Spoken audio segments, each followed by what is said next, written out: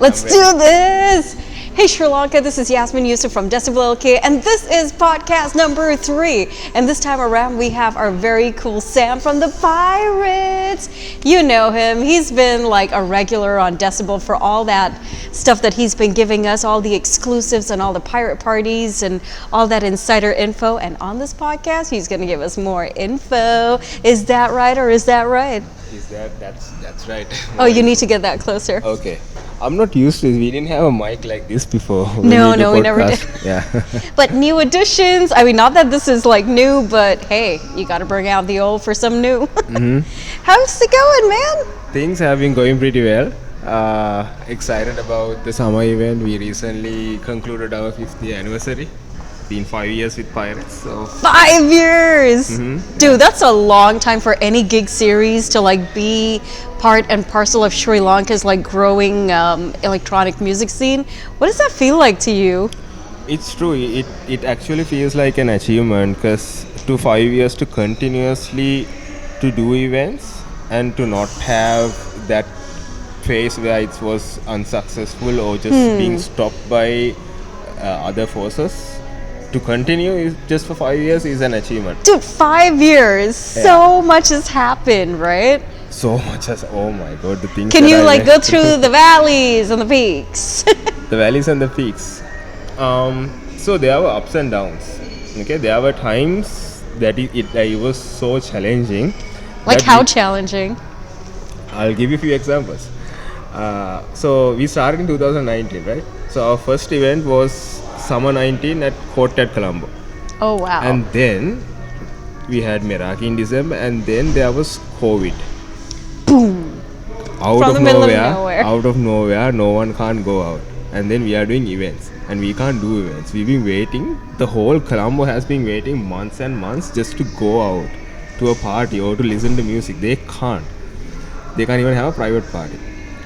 And 2021, I think, 2021 March, Meraki 3 was the only party and the first party to happen just after COVID. Just after the moment the restrictions were like slightly down, people can go out wearing masks. We did a party. Okay, we did Meraki. And the social media, oh my god, they are like, Pirates are doing a party during a pandemic, people have to wear masks, they are spreading diseases, what are these guys doing? And then we were like, we are not doing anything illegal. It's legal to throw the party. We have gotten all the permissions, the party is happening. And then they are like, no one is going to come. Like, you know, because people are scared, right? They were like, no one is going to come. And the party happened, sold out event. There were some wearing masks. And then there was some party, it was packed. We sold out tickets before the event. Woo. And so, again, the social media was like attacking, there were challenges. And then right after that, there was the Aragale. Yeah. Right? The pandemic was over, and then there was an Aragale in 2022.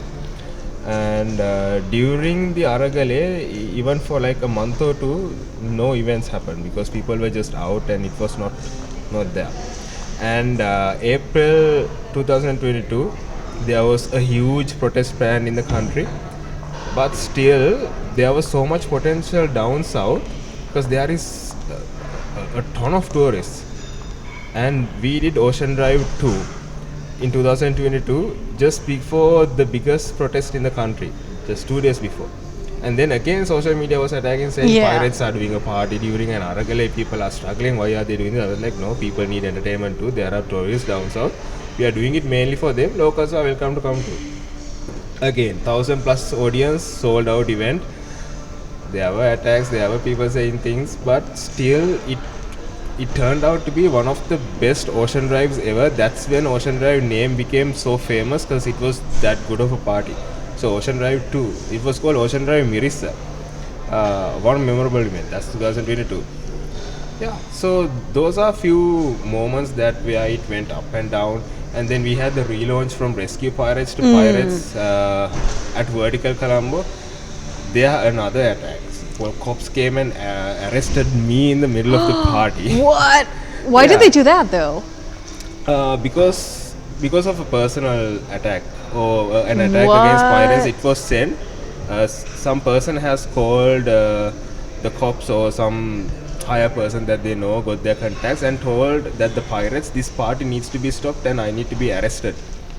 Okay, so that was there was like a written thingy from, there were 15 cops with AK-47 guns in the middle of the party, arrested To me. arrest you. Yeah, and This ahinsaka ko like. and guess what? The volume of the music wasn't put down. The party didn't stop. 15 minutes later, I'm in the party. That's what happened. Wow. So we went through a lot. But did So you find out what it was for? Because it sounds like such a baseless and such a terrible thing to do. Exactly. So they couldn't find enough proof to arrest me, Okay. or they didn't have anything against me to actually arrest. So there were some fabrications that they were trying to do, which didn't That work. is so wild. Yeah. So let me tell you, I have been going through a lot during these 5 years with pirates. To be on top, it's not easy. So when someone is trying to do something good or going up there is going to be attacks. There is going to be Oh so much my gosh, backlash. yeah. So The crab mentality. yeah. So the moment you give up or the moment you get like frustrated, okay, no one wants to support me, no one is in my side. If you think like that, if you go downhill with your spiral thoughts, you are not going to go up there. You are not going to survive for Yeah. 5 years. Especially in an industry like this, there's going to be so much of attacks. Yeah. And it's so- crazy because you think like everyone's just like very connected, everyone's got like a nice little thing going on, everyone's very like for the scene. I hope so. Even I wanted, whenever I talk to whoever who I am in touch with or networked with, I always tell them, let's network, let's do something together, let's support each other. But not everyone, I mean, it's a Sri Lankan mentality, right? Like, not everyone wants to just go up there as a team, but to go Yeah. individually. But when you go up there as a team, you will get up there, but slowly. So just like Pirates for 5 years, it's been a tough ride, but we are just happy that we are here still. Man, I'm glad. Yeah. So 5 years, and what does this mean to all of you? On a very personal note. I feel very emotional and happy at the same time, because when I started this, first people just told, like, you know, this is not going to work. This rescue pirate, this whole thing, it's not going to work. And I, from top media stations in the country, have named us as the best event to attend last year. So that was one of the biggest achievements, yeah, in our like 5-year journey, you know. So yeah, means a lot. Yeah, and so recently there was this situation, and it was like on, not necessarily Facebook, but I think this was mostly on Insta, where I think you guys were either throwing a party or had a party, or were part of a party, and there were all these people who decided to like get out of that lineup. Like I think there were 3, 4, or 5 DJs just stating that you guys were just putting them down. What do you think that was about? So with regards to the social media post, honestly, we didn't really read everything because we were actually busy throwing a party. We were doing 11/11, right? So, I mean, there were backlashes always on social media. Someone's writing something, a DJ is writing something. There were 2 DJs, one who decided to leave the lineup, and then there was another DJ who left, but we had 9 DJs altogether. So only 2 decided Okay. to leave. Interesting. I thought I saw 3. No. Okay. No, there were other posts from other DJs, but they were not in the lineup. Not that they decided to really? leave also. Okay. Okay, so you're asking about the third DJ. So it's like this. I'll explain it to you now. I'll take this as an opportunity to explain then, because people need to know what happened as well. So the third DJ, anyway, he was not in the lineup, because though he was requested to be in the lineup, when they initially requested, we had some requests from them as well to promote and to support, which that ended up in an argument, and then I took him out of the lineup, and that post came out actually a bit later. But the Okay. whole initial thing, it was started by one DJ by Yeah. putting one post, right? So whenever I explain this to people, people actually laugh, because they were asking me what is this whole manipulation that they are talking about, mishandling, abusing, what, like. Yeah, it sounded like a major bunch of accusations. But it was not. It was just, when I tell people the truth behind it, it was just because of a name placement where one DJ didn't like where his name was placed, which was like after few headliners, his name was there. And then he didn't like where his name was. He wanted his name to be 2 slots up above one of our pirate DJs. So the pirate DJ who has been with us for 7 years. Whoa. So no, I mean, it's, before I go ahead, I'll tell you, it's completely fine for a DJ to fight for his place. I would do that too. It's completely fine for him to ask the event organizer to request to make some changes. He did request to make the changes, as in to put the lineup either in alphabetical order or put his name above. Or then, if that can't be done, he will respectfully will not play in this event. So then he went with that decision where he will not be playing in that event. Okay. Okay, so that's what happened. But if he had communicated the story, like, this is what I mean by manipulation, abusing, mishandling, this is what I meant because the name placement, then people will not be like Yeah. deceived. So that message that was said in social media was so deceiving because it's just because of a name placement that he's talking about. That is wild. For the past 10 years that I have been doing events, this whole name placement thing is a regular issue. It's like nothing. It's always there. Even from generation to generation, wow. from Shyam's generation to Yeah. AJ's generation to now this generation, this whole name placement, it's fine because the DJ has to fight for his place, and the Yeah. event organizer also needs to see what would work for him, the right order of DJs that he's putting in. So it's a debatable subject, but it shouldn't be put out on social media in a wrong way. Yeah, a little more clarification Yeah, and could then have it was helped. very obvious that it was an attack against pirates, and then they tried to involve influencers to other DJs to share and promote, which most of them have rejected. They showed me, like, yeah. So it's Yeah, kind of sad 'cause- sometimes, things like this happen, because even because we haven't done things like that to DJs. If I am going to share a post about how DJs has said things to me and had forced me and tried to manipulate me into doing things, that we can post too. I'm not talking about individually, but we just let these things go. We don't take it too far. Yeah. Yeah. But just moving forward though, is this something that you want to like do something about? Because I feel like it's, I guess maybe in a way it would be meaningful to some DJs, maybe it's not that meaningful to some.